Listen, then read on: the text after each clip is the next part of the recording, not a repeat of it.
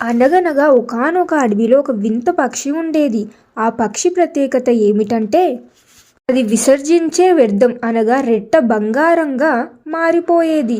ఒకరోజు ఒక వేటగాడు ఆ పక్షిని చూసి దాని రహస్యాన్ని గమనించి ఎలాగైనా దాన్ని పట్టుకోవాలని అనుకున్నాడు. వల పన్ని ఆ పక్షిని పట్టుకొని తన ఇంటికి తెచ్చుకున్నాడు. వేటగాడు ఆ పక్షి వల్ల ధనవంతుడయ్యాడు. కానీ కొన్నాళ్ళకి అతనికి ఒక భయం కలిగింది. ఒకవేళ రాజుగారికి ఈ విషయం తెలిస్తే నన్ను శిక్షిస్తారేమో, దొంగతనం చేస్తున్నానని అనుకుంటారేమో అని భయపడి తానే స్వయంగా పక్షిని తీసుకువెళ్ళి రాజుగారికి బహుమతిగా ఇచ్చాడు. రాజుగారు ఆ వింత పక్షిని చూసి చాలా ఆనందించారు. దానికి ప్రత్యేకమైన బంగారు పంజరం చేయించి మంచి ఆహారం పెట్టమని సేవకులను ఆదేశించారు. అయితే ఆ రాజ్యంలో ఒక తెలివైన మంత్రి ఉండేవాడు. ఆయన రాజుగారితో ఇలా అన్నాడు: మహారాజా, రెట్ట బంగారంగా మారడమేంటి? ఇది అసంభవం. ఆ వేటగాడు మిమ్మల్ని మోసం చేస్తున్నాడు. లోకంలో ఎక్కడైనా పక్షి రెట్ట బంగారంలా మారుతుందా? ఎవరో చెప్పిన మాటలు విని ఇలాంటి పక్షిని సాకడం మనకు అవమానం. దీన్ని వదిలేయండి అని అన్నాడు మంత్రి. రాజుగారు మంత్రి మాటలు నిజమేనని నమ్మి ఆ పక్షిని బంధ విముక్తం చేయమని చెప్పారు.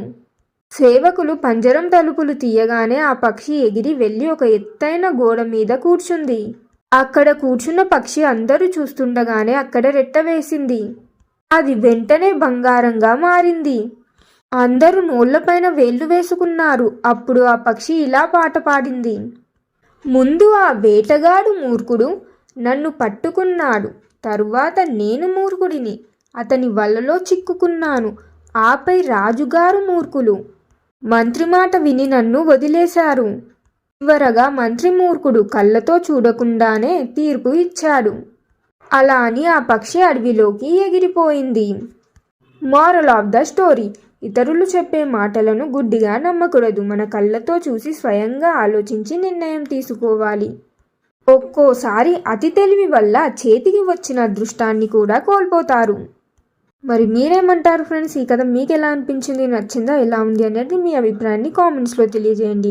కథ నచ్చితే లైక్ చేయండి. మీ ఫ్యామిలీ అండ్ ఫ్రెండ్స్ తోటి కూడా షేర్ చేయండి.